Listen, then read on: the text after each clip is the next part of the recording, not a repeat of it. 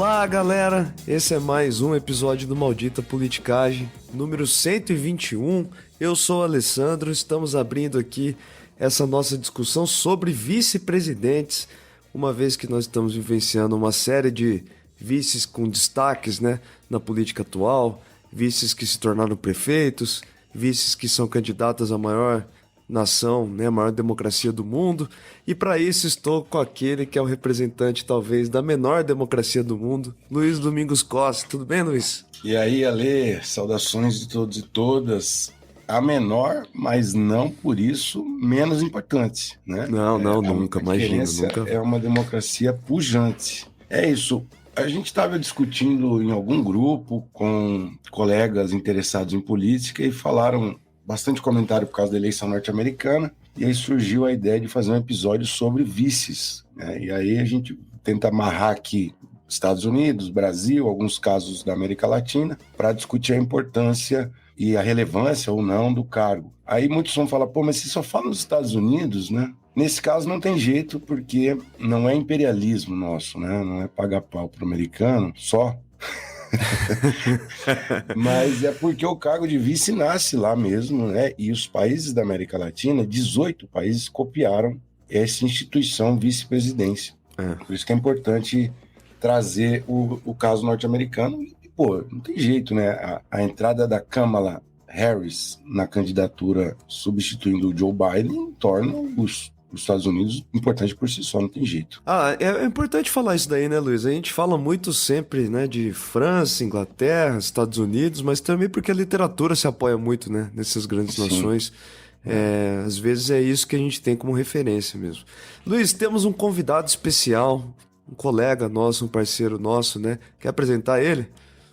Sim, nós convidamos o Newton Sainz para ajudar a destrinchar o assunto, porque ele fez uma dissertação de mestrado sobre isso na Universidade Federal de Pelotas, e ele tem é uma dissertação muito legal, vale a pena consultar, tem bastante história, bastante dado, e atualmente ele é pesquisador associado ao Instituto Nacional de Ciência e Tecnologia, Representação e Legitimidade Democrática, a sigla aqui é o INCT REDEM, que é sediado na Universidade Federal do Paraná, mas é um conjunto de universidades que participam desse grande projeto REDEM. Também faz parte do Observatório de Elites Políticas e Sociais da UFPR e do Núcleo de Pesquisa em Sociologia Política Brasileira. Agradecer muito, ele deu uma contribuição que vai tornar o episódio muito mais relevante e útil do que seria sem a participação dele. Então, mandar um abração para ele, obrigado a ele e a toda a galera do REDEM. Ô Luiz, antes da gente embarcar no nosso episódio, eu queria reforçar aqui uma coisa que a gente faz no final dos episódios, talvez as pessoas não prestem atenção, né? Ou já não chega até lá. Galera, vão lá no nosso canal do YouTube, não tem tanta coisa, são os mesmos episódios, mas eu peço para que vocês se inscrevam, porque em breve a gente pretende utilizar essa plataforma, né? Então nós temos um número bem que nos deixa muito contente no Spotify, nas principais plataformas, mas no YouTube tem pouquinha gente lá, inclusive recebendo ataques ainda na nossa página, Luiz. Os caras foram lá, eu tava vendo os comentários, destilando ódio nos comentários em alguns episódios. É mesmo? Especialmente aqueles associados mais com o Partido dos Trabalhadores, né? Enfim, né? Marielle Franco, mesmo? Uns lá atrás. Não vi, que bacana. Pô, eu pensei que a gente ia ser atacado pelos meninos que fazem os cortes do Pablo Marçal, mas então é a esquerda que veio atacar. Não, pessoal do Pablo Marçal mesmo. A direitinha? Essa galera mesmo, sim. Bacana. Aliás, o Pablo Marçal, será que ele vai virar um episódio nosso nas próximas semanas? Pelo amor de Deus. Bom, Alessandro, além disso, então entrem lá no YouTube, faz favor, não custa muito, só um clique ou dois. Vocês também podem colocar 5 estrelas no seu tocador aqui de áudio para dar uma engajada, porque senão só vai ter engajamento do Pablo Marçal, né? Então ajudem a gente. Esses detalhes são importantes para quem produz conteúdo. Além do mais, a nossa campanhazinha de financiamento coletivo. Porque nós somos um projeto independente e, portanto, não temos financiamento de empresas e nem nada, e então a gente conta com a ajuda dos ouvintes. Se você acha que vale a pena e está sobrando um caramimbazinho, uma mixaria, 5 pila, ajude a gente com 10, com 5, com 15, lá no apoia.se/maldita politicagem. Isso faz muita diferença para esse projeto seguir adiante. Eu tô curioso com essa imagem inicial que você separou pra gente aqui, porque rolou até um francês ou é um latim isso aqui? É latim, rapaz. Eu não poderia começar com outra imagem. Aqui é verba volant scripta manem, hein? É latim com sotaque lá de Querência, no caso. Ué, Gostei. Verba Legal volant demais. scripta manente. O que significa isso? As palavras voam, os escritos permanecem. Louco. Grande abertura da carta do senhor Michel Temer para Dilma Rousseff em 7 de dezembro de 2015. Aqui já dá um tchan para vocês do que vai ser o episódio. Muita historinha bacana, porque vamos recordar. Recordar é viver, Alessandro. Recordar é viver. Eu tava esperando Martin Luther King, Max Weber aqui. Você veio com esse negócio de Michel Temer aí, cara. O Temer, ele tá no panteão desses aí, não tá não? Aquela sabedoria, aquela esperteza, aquele carisma. Mordomo de filme de terror, né? Pois bem, ele fez uma carta, para puxar o gancho aqui, ele fez uma carta para Dilma em 7 de dezembro de 2015, se queixando, diz ele que é uma carta pessoal. Olha só, ela vazou em 5 minutos, mas era uma carta pessoal. Se queixando de que ela o escanteou ao longo do mandato dela de presidente ali em 2010. Que ele estava magoado, decepcionado. Estava desgostoso, não piorzinha. Mas, obviamente, que não era isso, né? O objetivo da carta era embalar o processo de impeachment, porque, vamos lembrar, dia 2 de dezembro de 2015, o Eduardo Cunha, então presidente da Câmara dos Deputados, aceitou o pedido de impeachment que já estava na gaveta dele. E aqui se dispara o processo de derrubada da Dilma. E aí, em 7 de dezembro, o Temer, assim, sem querer, de leve, ele começa a empurrar o processo para atrair os apoios dentro do Congresso e da população em geral. Então, é um presidente reconhecidamente golpista, né? A gente não precisa ter muita vergonha de falar isso, embora se discuta se o impeachment foi golpe ou não, a gente já tratou disso, mas claramente ele era um cara que conspirou para a saída da Dilma, e tem outros presidentes na história do Brasil que fizeram isso também, nós vamos contar ao longo do episódio de hoje. Fiquem conosco.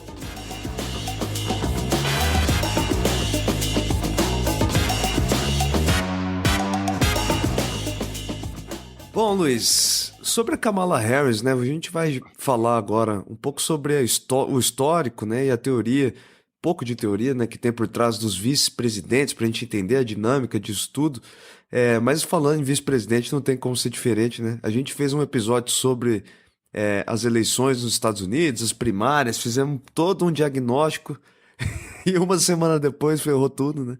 O Biden jogou chapéu, mudou todo o cenário do negócio. Então, no dia de hoje, dia 28 de agosto, Kamala Harris lidera, né, as intenções de voto nos Estados Unidos, em média 48%, né, os institutos, na média dos institutos, e Donald Trump um pouco atrás, com 45%.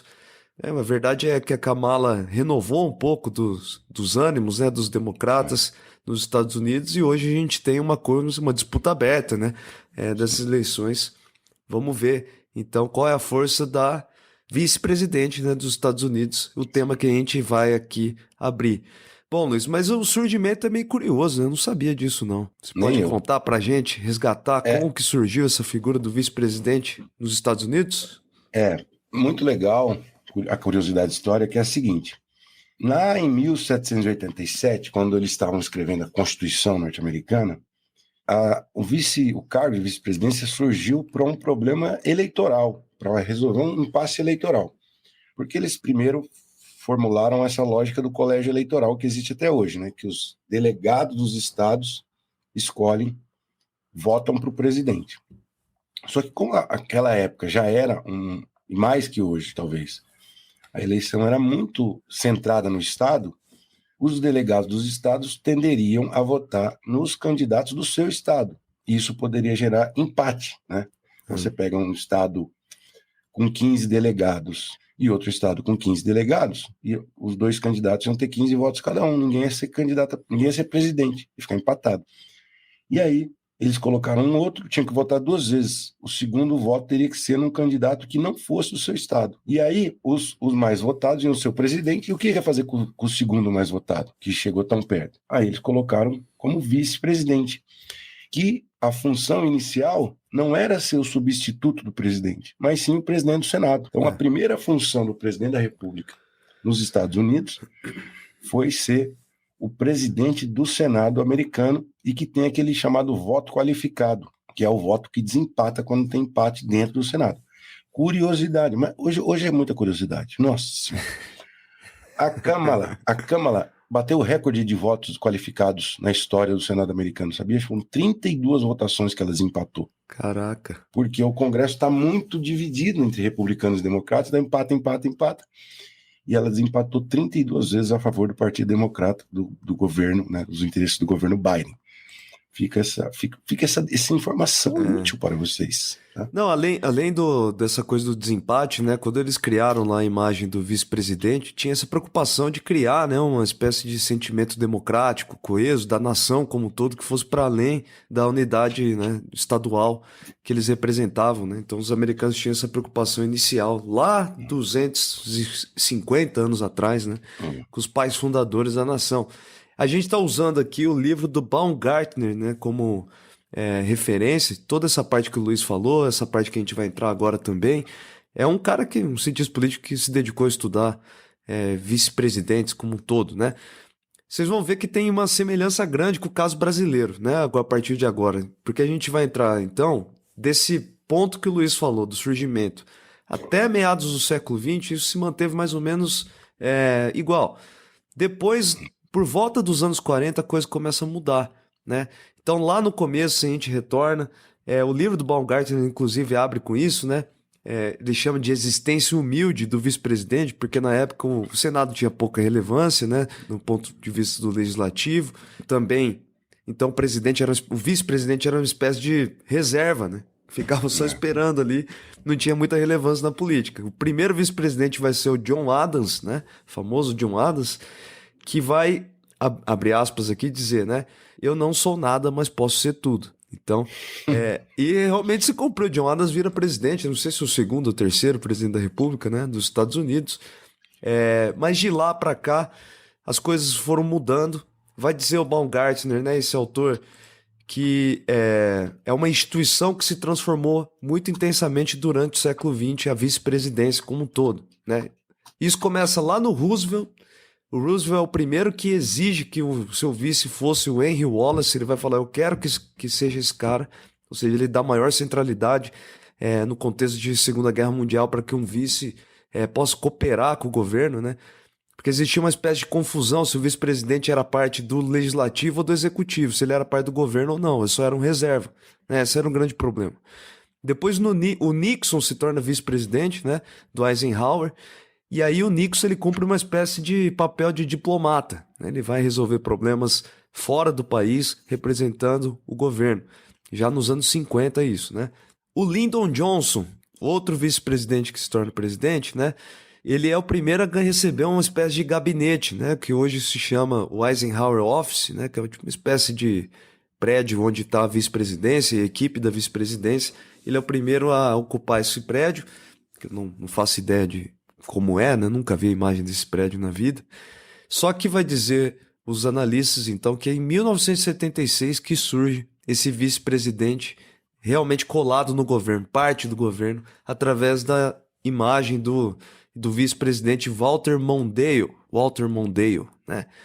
Resumindo aqui, o Mondale começa a fazer parte do governo, né? Ele faz parte das eleições, vem essa coisa de complementar a imagem eleitoral na época do Carter, né? Ele participa ativamente da formulação das estratégias governistas, fica responsável por algumas políticas públicas e atua também como uma espécie de bombeiro, né? O troubleshooter, né? Resolvendo problemas ali governamentais, ou seja, articulando por trás de tudo. E tem uma coisa interessante aqui, Luiz. O Walter Mondale, quando ele entrou, existia essa preocupação de que vice-presidente só era um cara sombra que estava querendo poder. né? Uhum. E que gerava brigas no meio do Havia governo. preocupação de que o vice fosse sempre o Temer, né? Sempre o Fosse, Temer.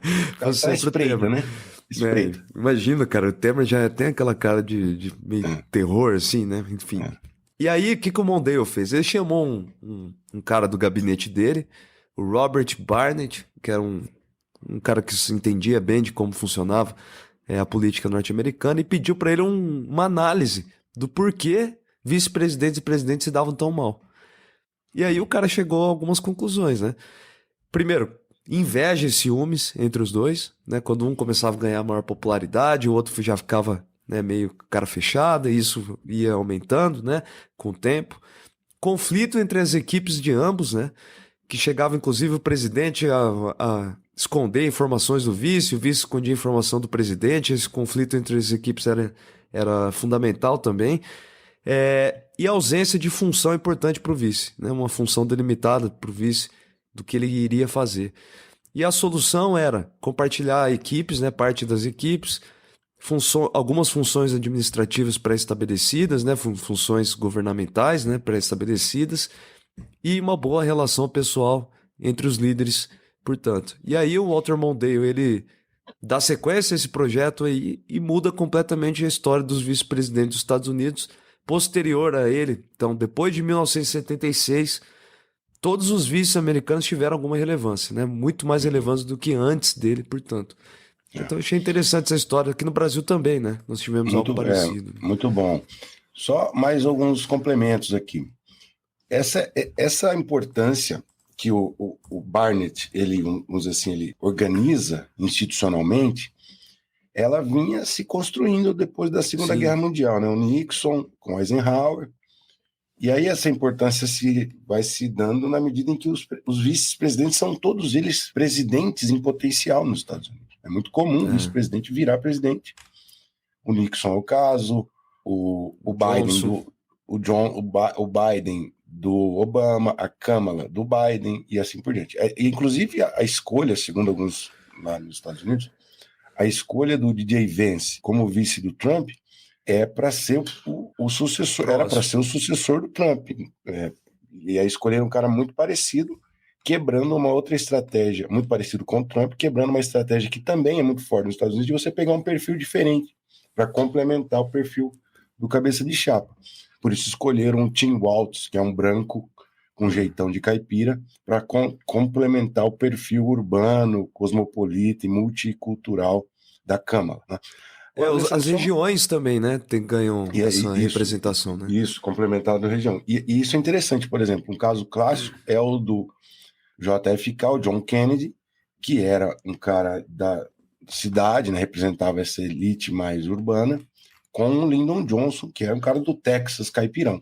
Tem uma série, The Kennedys, é uma série antigaça da HBO, que mostra bem. O irmão do Kennedy, o Bob Kennedy, ocupava altos cargos, acho que era tipo procurador-geral, e era conselheiro do irmão na presidência. E o Bob Kennedy não gostava do Lyndon Johnson, justamente porque achava que ele era caipira demais e muito sulista. E aí, o JK fala na série, fala assim, não é o JK brasileiro, né? É o John Kennedy, ele fala na série. Você tem que conversar com ele porque ele é importante para conversar com os sulistas naquele conflito dos direitos civis. Quem era capaz de acalmar os sulistas segregacionistas era o Lyndon Johnson. Então esse papel ele faz um contraponto, uma coisa importante dentro do governo. Isso é fundamental nos governos americanos e acho que no brasileiro também, assim, né? Mas olhando para o Brasil, é importante, né? Se a gente olha para esse relatório aí do Barnett e olha para a figura do Geraldo Alckmin, é exatamente isso, né? Uhum. Mais ou menos, é uma tentativa de... Ele foi utilizado em todo esse modelo Mondale aí, né? Expansão do eleitorado, uma cooperação, uma função pré-determinada, né? Ele está como ministro, inclusive, né? No Brasil, então, nós temos uma evolução parecida com os Estados Unidos, mas depois da redemocratização, principalmente, né? Os vices foram figuras importantes, né? Tem sido, né? Figuras importantes aqui, ainda aqui falando dos gringos, vale a pena lembrar do caso do Dick Cheney, né? Porque foi um vice hiperpoderoso o vice do George W. o George W. Bush, ele era um cara, o Bush era reconhecidamente um cara meio, assim, meio preguiçosão, né? Não gostava muito do batido, né? Né? E aí, com isso, o Dick Cheney foi se empoderando. E outra curiosidade, hoje eu tô só com curiosidade aqui. O Dick Cheney, embora tenha sido durante 8 anos um dos vice-presidentes mais poderosos da história, coordenou a guerra contra o Iraque, fez lobby para a indústria do petróleo, para a Cacilda. Tem um filme Vice, assistam, muito bom. Ele nunca assumiu, sabia? Durante 8 anos ele nunca chegou a assumir o cargo de presidente. É um caso bem raro, assim. Ele foi só o vice-presidente durante os 8 anos. Mas não era tão claro, eu acho, na época, né, que o Cheney era tão poderoso assim, né? Acho que foi isso foi aparecendo, né, com o tempo, né? Porque ele atuava muito por trás dos bastidores ali, né? Bom, vamos pro Tem Tabela, Luiz? Vamos lá. Então, tem tabela de hoje. Trago alguns dados do Brasil e dos Estados Unidos, né? Os Estados Unidos tiveram 10 vice-presidentes que assumiram após renúncia ou remoção do presidente, 8 após morte e 6 vice-presidentes que foram eleitos, normal, né? Que se tornaram presidentes por eleição mesmo direta, caso, por exemplo, do Joe Biden. E no Brasil, o número, se a gente pega mais ou menos a idade da democracia norte-americana, o Brasil é um número mais ou menos até maior, né? O Brasil tem 4 remoções, renúncia, que vices assumem depois, e 4 por motivo de falecimento do presidente em exercício. E aí os nomes: Floriano Peixoto, Nilo Peçanha, Delfim Moreira, Café Filho, que o Luiz Domingos preparou bons comentários, elogios a esse importante, vai ter. importante liderança política, João Goulart, José Sarney, Itamar Franco e Michelzinho Temer. Michel Temer. Dependendo do critério que a gente use, se o presidente, considerando só presidentes eleitos, portanto, excluindo os presidentes militares, uma série de outros presidentes que não foram eleitos pelo voto popular, esse número aqui chega a 20 e tantos, 25 ou 30%. O Newton coloca na dissertação dele 30% de vices que assumiram de forma definitiva. É muita coisa, né? Então, aos nossos ouvintes, se chegar para você um convite de ser vice-presidente do Brasil, aceita, porque vai dar bom para você. Você pode virar presidente, tá?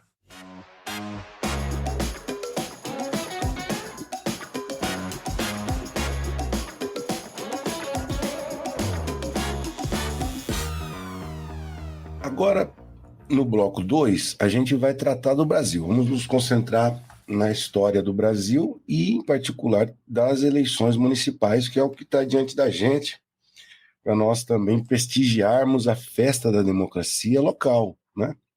Mas, bem, vejam, a gente fica brincando com o Temer, mas é importante também falar dos vice-presidentes, ou de um vice-presidente que teve um papel muito importante e positivo na história brasileira, que foi o Itamar Franco. O Itamar Franco, depois da crise instalada pelo Collor e a confusão generalizada que ele gerou de confisco de poupança, corrupção, perda de apoio no Congresso, o Itamar Franco, mineiro, que tinha sido governador, ele fez esse papel de uma transição e acalmou a bagunça. Inclusive, foi um período de reformas importantes, Plano Real, leis como a mudança no funcionamento do orçamento brasileiro. Então, foi um período muito importante de uma transição para normalizar o jogo, para deixar a casa arrumada para o Fernando Henrique assumir.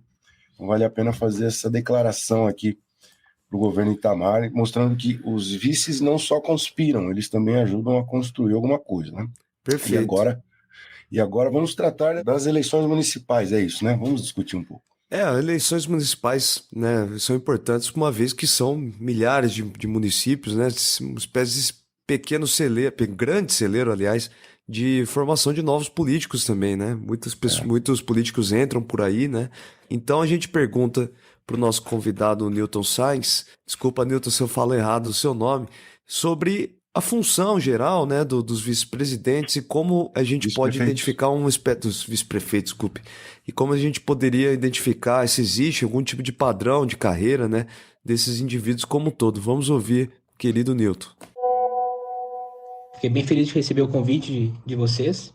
E eu vou começar pelo famoso começo mesmo, né? Tentando aí passar para vocês alguns pontos sobre essa importância do vice na dinâmica da política municipal, né?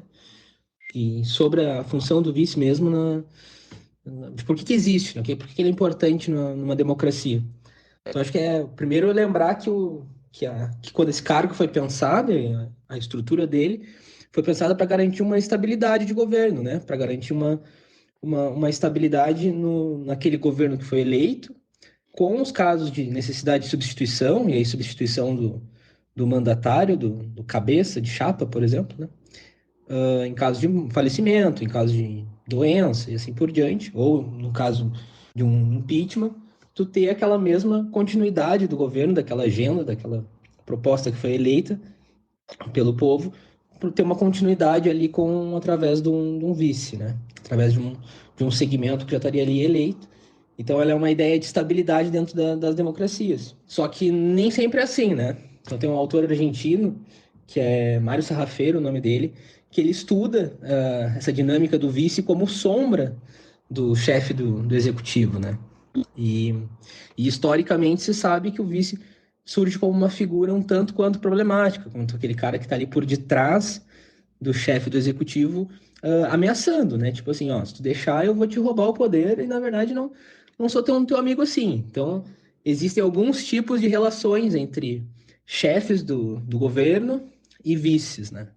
E muitas vezes elas são mais problemáticas do que harmoniosas, digamos assim. Mas, enfim, em época de eleições, o vice cumpre uma função que é muito importante, né? Porque ele é um aliado político, então ele tem uma função clara de estabelecer, principalmente, aumentar o alcance, né, da chapa, aumentar o alcance daquele candidato, daquela candidatura, em termos de voto, então, alcançar mais eleitores de diferentes segmentos, então, muitas vezes tu mistura perfis de chefes de executivo com o vice, né, sei lá, faz uma mistura, por exemplo, de gênero, faz uma mistura de origem de ocupação profissional, de raça também, então, tem uma certa lógica e se pode se pensar a formação de chapas para disputar eleições com o vice sendo uma figura que agregue, né? Então, uma própria mesclagem assim de características é um ponto interessante, né? Associar um cara que tem um perfil mais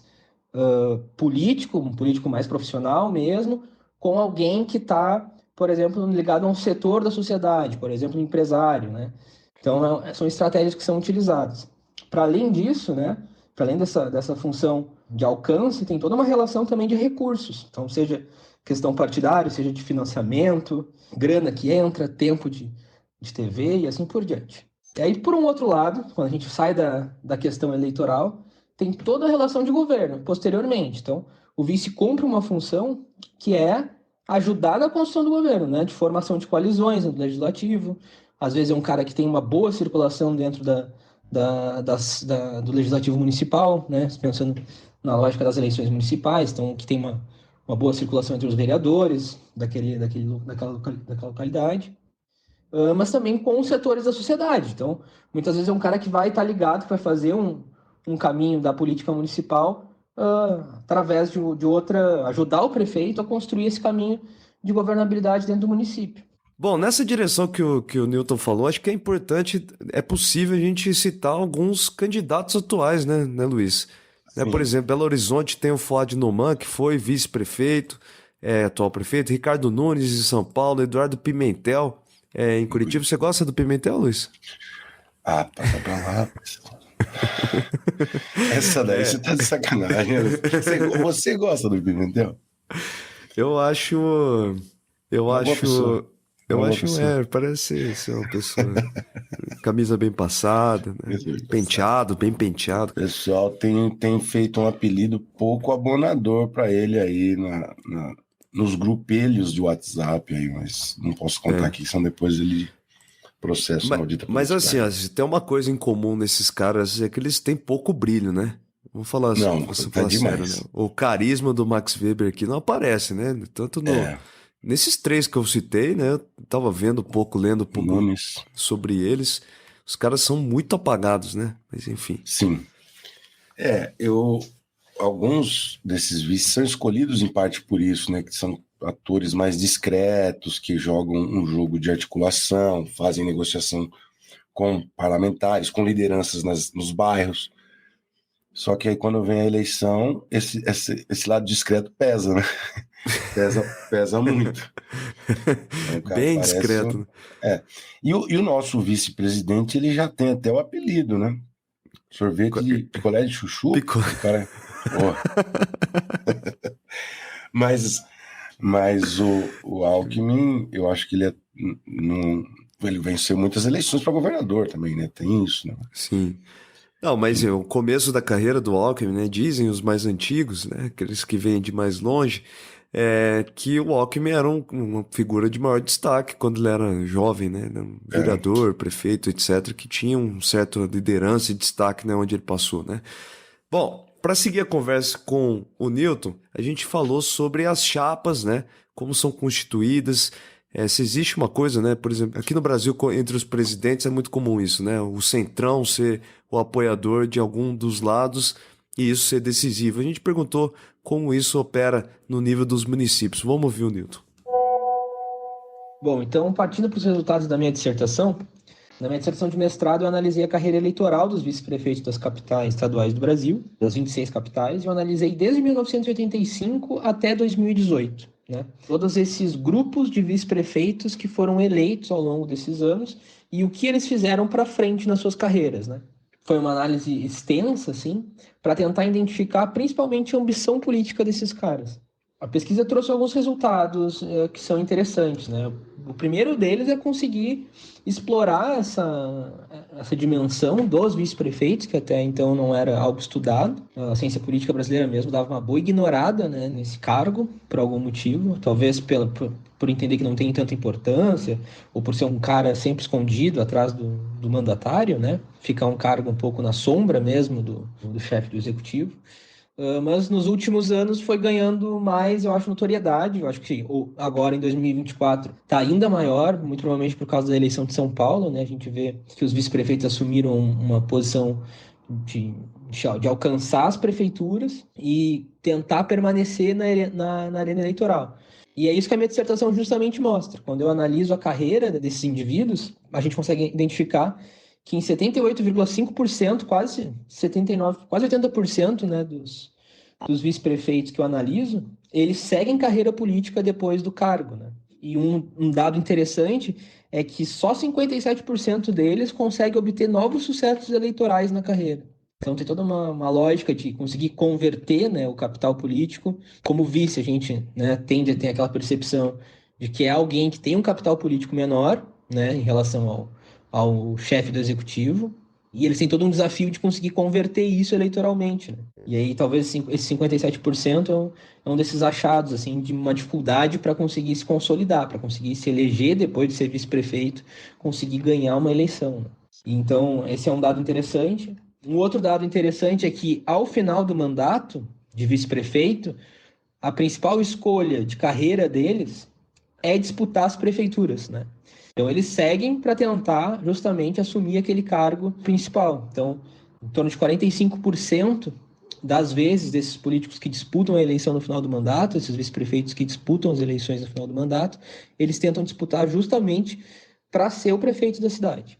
E aí um outro dado que é interessante da minha dissertação, conversa bastante com esse cenário atual, aí de São Paulo, entre outras capitais, né? Curitiba também é um caso do vice-prefeito tá disputando a prefeitura, é o fato da gente ter encontrado que 16% desses vice-prefeitos assumiram em definitivo o cargo de prefeito, tá?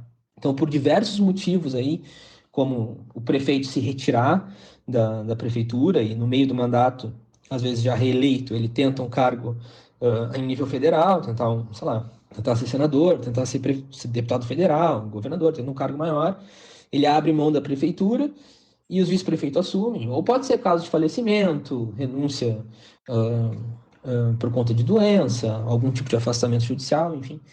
Mas cerca de 16% desses vice-prefeitos que eu analiso, eles assumem em definitivo o cargo, né?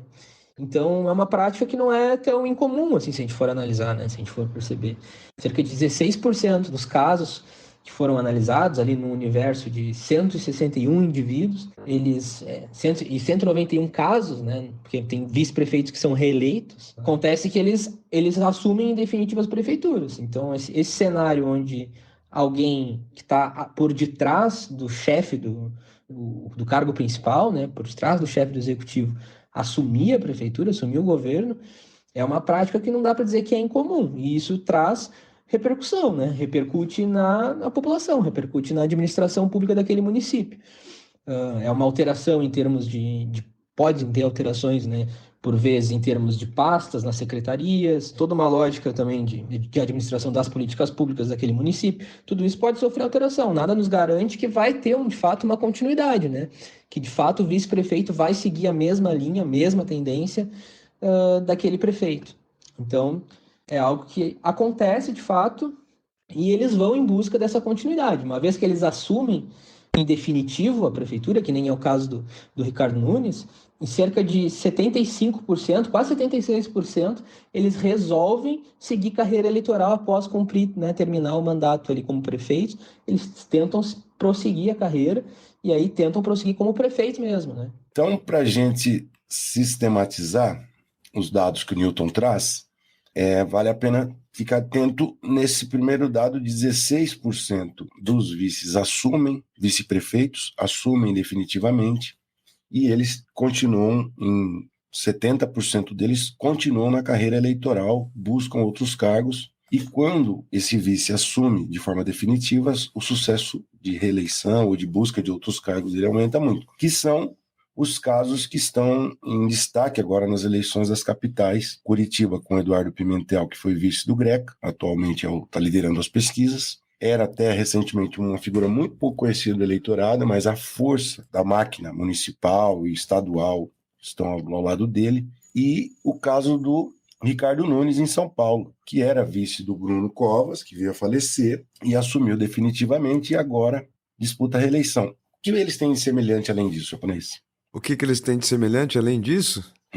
Não sei. É aquela dobrada entre os partidos do Centrão e o bolsonarismo, né? Eles fazem uma chapa que amarra esse establishment partidário de centro-direita, e o candidato a vice é forte representante do bolsonarismo. Não, que eu pensei aqui, é que no caso do Ricardo Nunes a coisa tá meio estranha, né? As forças tá tendo um ruído ali, né, no negócio. Mas o campo bolsonarista interferiu diretamente. Então, intervenção, eu quero esse vice. Sim. Foi isso com o coronel do Nunes lá, que eu não lembro o nome do cara, que é um cara que fala que a polícia não pode bater nos jardins como ela faz abordagem na periferia, lembra? Ele é um cara bacana, excelente pessoa, excelente ser humano. E em Curitiba é o Paulo Martins. O cara que era do Rota, né? Deixa eu procurar o nome dele aqui. Coronel Melo Araújo. Isso, pessoa maravilhosa. Em Curitiba é o Paulo Martins, que é um desses que vociferam no microfone. Ficou ali quase ganhou a vaga de senador do Sérgio Moro, e o prefeito Greca e a sua esposa, que é muito influente, faleceu na semana passada, inclusive, a Margarida Greca, não queriam o Paulo Martins. Eles estavam todos saidinhos para colocar um candidato mais moderado de vice. Aí veio os bolsonaristas e falaram: não, vai ser o nosso. E é o Paulo Martins, que é um bolsonarista de pedigree. Então, isso se multiplica nas capitais brasileiras. É importante ficarem atentos a isso, essa articulação que pode ser muito importante nos destinos da eleição do Congresso no ano que vem, para eleger o novo presidente da Câmara dos Deputados, e, portanto, muito importante para a eleição nacional de 2026. Tem que ficar atento, embora você fala de São Paulo que o Marçal está bagunçando o jogo, né? Porque o voto bolsonarista não está caindo assim tranquilo no colo do Nunes, e já tá esparramando lá pro lado do Marçal, né? Vou apresentar uns dados um pouquinho diferentes para vocês, tá? Estou fazendo uma pesquisa aqui, onde eu comparo as duas eleições de 2016 e 2020, e eu faço uma análise justamente das chapas. Então, eu estou trabalhando aqui com quase 35 mil chapas municipais, tá? Então, são as candidaturas de duas eleições, onde eu analiso alguns padrões, assim, de formação dessas chapas para as prefeituras dos municípios brasileiros. Dado que eu tenho sobre isso, né? Se os vices são do mesmo partido, se eles compartilham a mesma sigla partidária, ou se eles são formados, se as chapas municipais são formadas por partidos diferentes, o dado que eu tenho é que em 56% desses casos, né, aí analisando um banco de dados grande, né, de quase 35 mil chapas municipais, em 56% dos casos, eles são de partidos diferentes, tá? Chapas que são formadas por prefeito e vice do mesmo partido é 44%. O que segue uma lógica justamente de fazer essa mescla, né? De tu conseguir agregar uma força diferente na tua chapa, né? Botar dois partidos diferentes nessa equação é uma estratégia bastante utilizada, na maioria das vezes utilizada nas eleições municipais. O que vai bem ao encontro, assim, do que a literatura, principalmente norte-americana, fala sobre essa questão de compor chapas, né? De tu ter um chefe, no caso, um chefe do executivo e um vice, né? No nosso caso aqui, analisando prefeitos e vice-prefeitos. É justamente tu conseguir compor forças. Então, juntar diferentes partidos, nessa mesma lógica de tu conseguir alcance maior em termos eleitorais, juntar um setor diferente da sociedade, né? Fazer essa composição de chapa mesmo, com certeza passa pela união de partidos políticos, e aí esse dado aqui nos mostra que é uma estratégia utilizada. Em relação aos partidos, se a gente for analisar a ideologia dos partidos, e aí usando uma classificação de ideologia bem simples, de esquerda, centro e direita, a gente vê que eles mesclam partidos, tá? Prefeitos e vice-prefeitos, normalmente, na maior parte das vezes, são de partidos diferentes, formam chapas com partidos diferentes, mas eles compartilham a mesma ideologia, tá? São partidos que compartilham a mesma ideologia. Então a gente vai ver chapas formadas por partidos de direita ou por partidos de esquerda, então essa é uma certa coerência, né, no termo dessa formação das chapas municipais. E o dado revela ali em torno de 63%, dessas chapas que eu estou analisando aqui nesse banco de dados, que os partidos compartilham a mesma ideologia, tá? 36% são de ideologias diferentes. Então, também acho que pode ser um dado interessante aí para pensar essa formação das chapas municipais. Pois é, e no caso de São Paulo, o campo da esquerda também tem esse mesmo efeito, né? O PT, o Partido dos Trabalhadores, tem um vice do Guilherme Boulos, né? A vice do Guilherme Boulos, né? A Marta Suplicy. Esse efeito de vices ou coalizões, né, com o PT e com o bolsonarismo, né, se espalhou pelo país todo, né? É possível verificar isso em quase todas as grandes cidades brasileiras, né, como um todo, né? Coalizão do PT com o bolsonarismo? Não, ou com o PT ou com o bolsonarismo, né? Os lados sempre polarizando dessa forma, né? Sim. É possível de perceber. Uma coisa que eu tava vendo nas grandes capitais, só para dar aqui pequena lembrança aqui, Luiz. O João Campos saiu com 80% de intenção de voto, né? Um número absurdo, né? No primeiro momento. É lógico que tem os outros candidatos ninguém conhece ainda, né? Mas me assustou esse número na hora que eu bati o olho e vi uma vantagem também parecida lá para o Rio de Janeiro também, né? Onde o Eduardo Paes também larga na frente com uma vantagem enorme, né?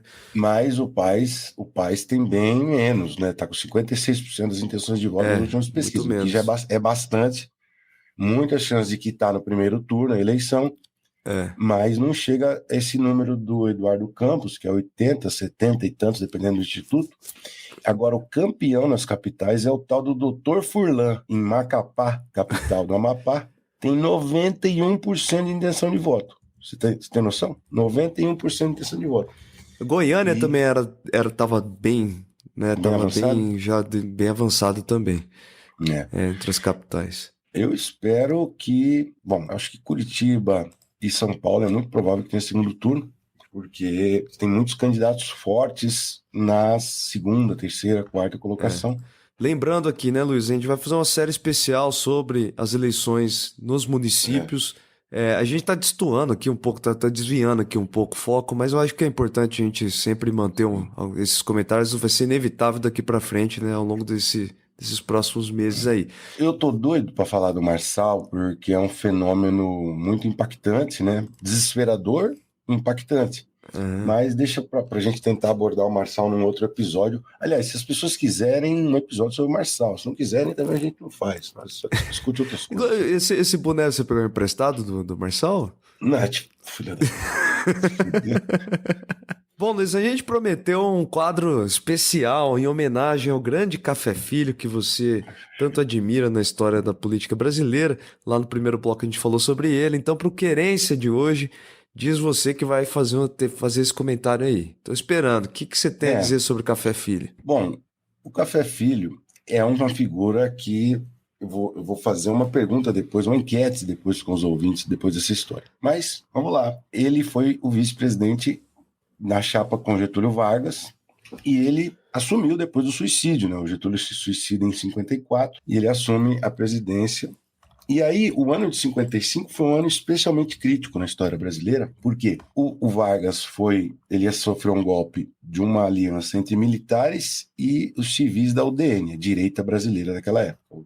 União Democrática Nacional, que seria como se fosse a turma do Aécio naquela época, né? A galera que não gostava da esquerda e queria tirar a esquerda do poder de qualquer jeito, junto com os militares. Bom, quando o Café Filho assume, ele troca todo o ministério do Vargas e bota a galera da UDN, que tinha perdido a eleição. Então, é mais ou menos como o Temer fez. O Temer assume, não por morte da mandatária, mas por impeachment, e bota no ministério todo mundo que tinha perdido a eleição do PSDB.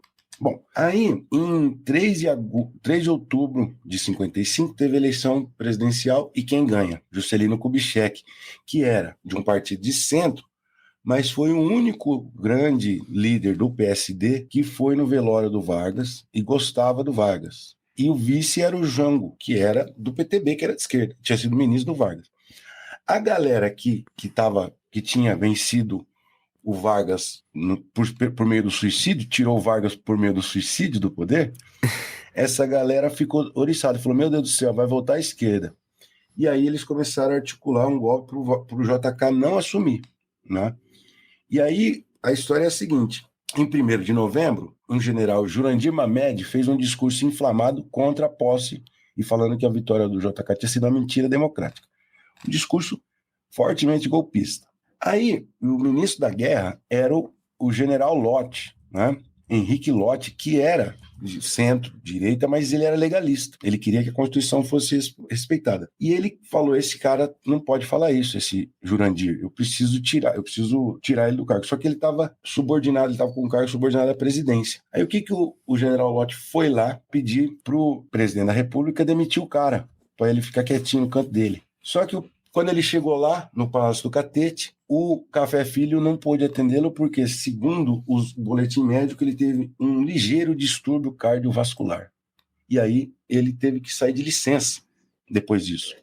E aí, com a licença do presidente, que tinha sido vice, não tinha vice, portanto, assumiria o presidente da Câmara dos Deputados, pela linha sucessória daquela época, que era o Carlos Luz. Aí o Carlos Luz assumiu. E aí, o Carlos Luz era um cara hiper udenista e ligado a esses golpistas. O general Lott vai lá tentar falar com o Carlos Luz. Falou assim, Vossa Excelência poderia demitir o Jurandir, que ele está falando demais? Aí o Carlos Luz fala assim, não vou demitir não, ele não merece, ele não fez nada demais, coitado. Entendeu? Aí o general Lott se sentiu desprestigiado e falou, então eu me demito. Tchau, obrigado. Aí o Carlos Luz aceita a demissão dele. Aí ele vai para casa. Essa demissão ia ser anunciada no dia seguinte. Ele vai para casa e deita na cama. E ele começa a maquinar e fala assim, isso aqui tá esquisito demais. Por quê? Primeiro, o Carlos Luz deu um chá de cadeira nele, deixou ele esperando. Sabia que ele ia pedir a demissão do cara. Chegou lá e ele não atendeu o pedido dele. E aceitou muito prontamente o meu pedido de demissão. Ele falou, aí tem angu nesse caroço.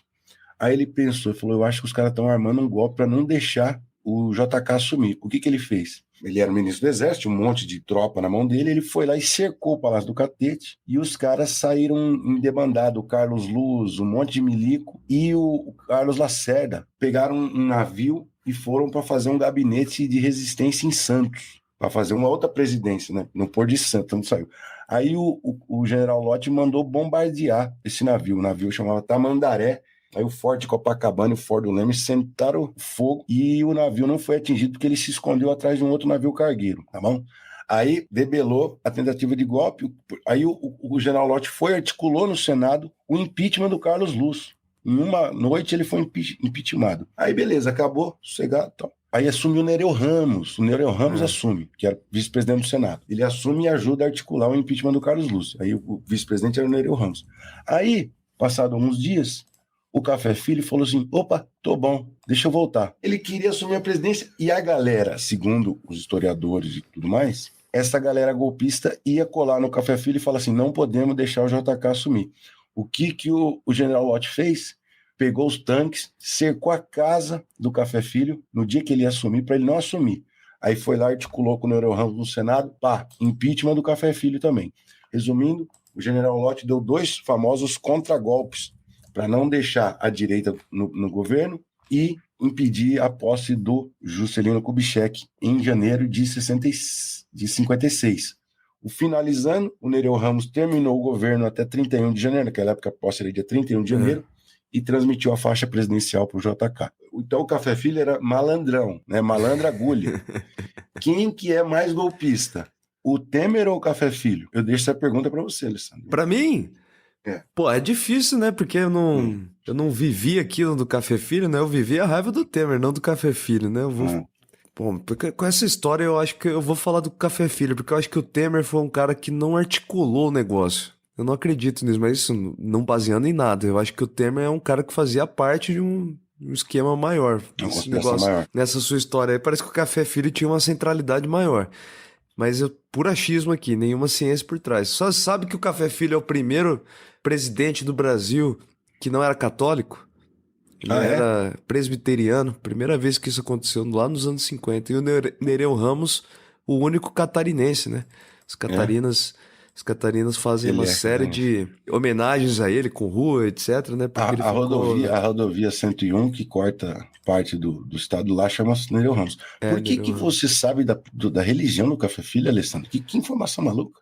Cara, porque o Café Filho aparecia em tese e dissertação minha, né? Porque ele tinha uma política econômica totalmente diferente da do Vargas, etc, né? Então eu li bastante sobre ele. Mas se bater lá no Wikipedia vai ter também.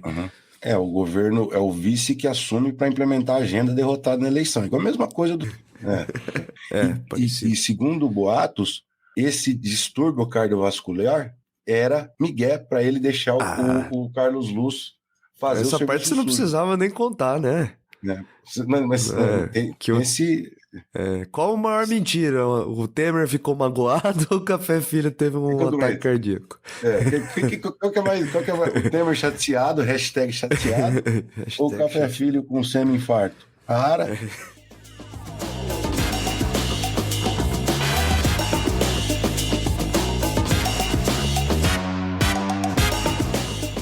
E qual que é o seu caos? Eu queria lembrar da história do Delfim Moreira, né? Eu lembro, inclusive deixa a recomendação aqui do podcast Presidentes da Semana, é muito bom, onde eu ouvi essa história muito tempo atrás.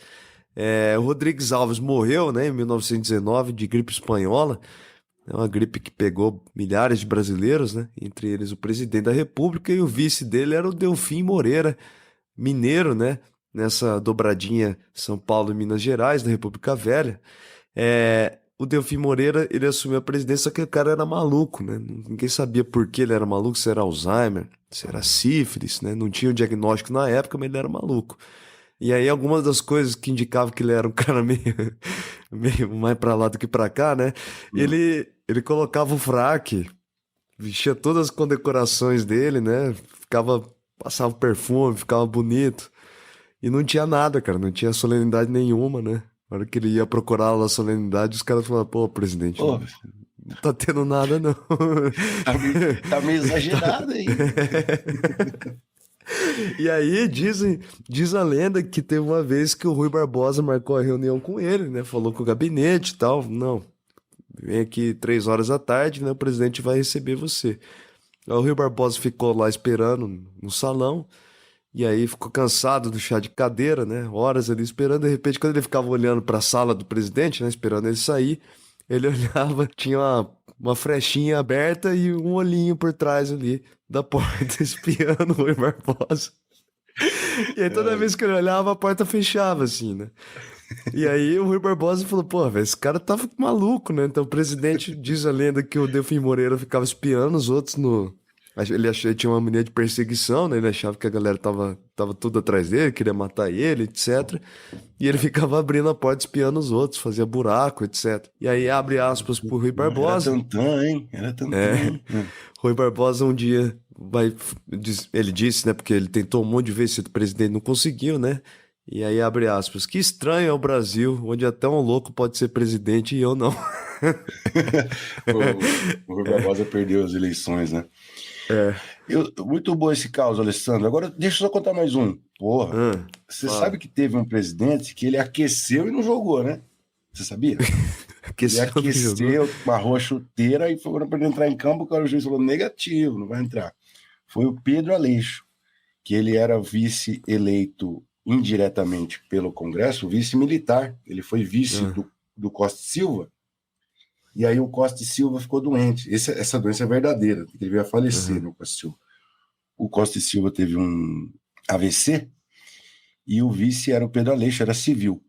E aí a junta militar emitiu o AI-12 para o Pedro Aleixo não assumir. Quem ia ficar no poder enquanto o Costa e Silva não melhorasse seria a junta militar. E aí, no ato institucional número 16, foi quando os militares extinguiram a função de chefe, de presidente do Senado do vice, porque no Brasil a Constituição de 46 copiava a americana. O vice-presidente da República era o presidente do Senado. Era o caso do Pedro Aleixo. Só que aí o Pedro Aleixo estava conspirando contra os militares, aí no AI-16 o cargo de chefe do Senado como vice-presidente foi extinto, e aí a Constituição de 88 manteve essa coisa. Então o vice-presidente no Brasil não é presidente do Senado desde 1968, se não me engano, foi o AI-16, ato institucional número 16. E o Pedro Aleixo é um dos casos em que os vices não assumiram durante a ditadura militar, não tinha importância nenhuma, foi esvaziada a importância da vice-presidência. O vice que foi golpeado, então, né? Isso, o vice que foi golpeado, exatamente, perfeito. Perfeito. Então tem tanto golpe na história do Brasil que tem até golpe sobre vice, né? Sobre vice, Ô Luiz, vamos pro luta de gols. Qual é o vice mais relevante do Brasil desde a redemocratização? Você já falou uma parte, né? Você ficou eu não roteiro, sabia tá que vendo? eu não sabia dessa pegadinha. Bom, mas eu acho que é o debate, né?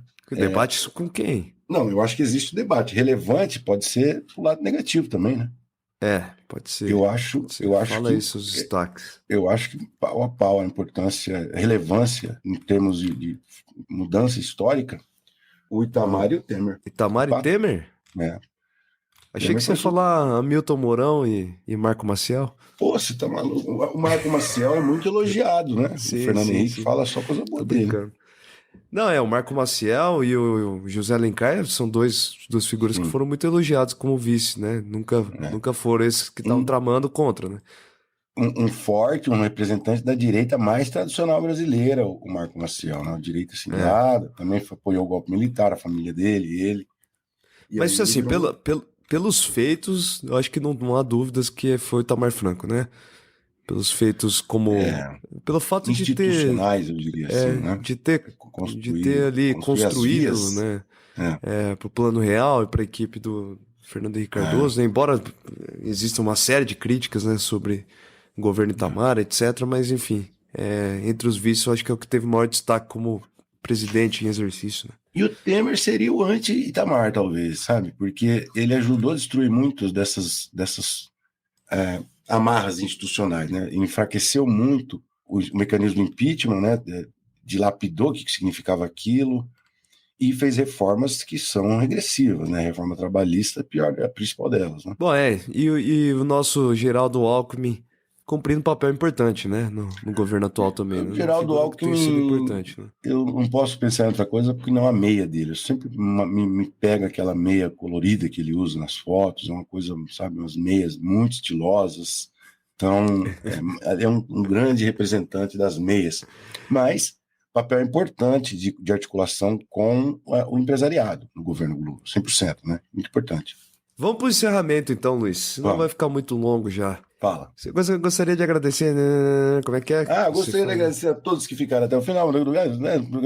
Particular ao nosso colaborador de hoje, pesquisador, faz doutorado aqui na UFPR, está terminando, Newton Sainz. Vou mandar um abraço para ele e para toda a galera da UFPR. E lembrar, vai curtir o negócio lá no que o Alessandro pediu, curte, fazem favor, curte lá pra gente no YouTube e compartilha o conteúdo e coloca 5 estrelas no seu agregador, escutador de podcasts e músicas em geral. Obrigado, galera, pela atenção de todos. Abraço. Abraço.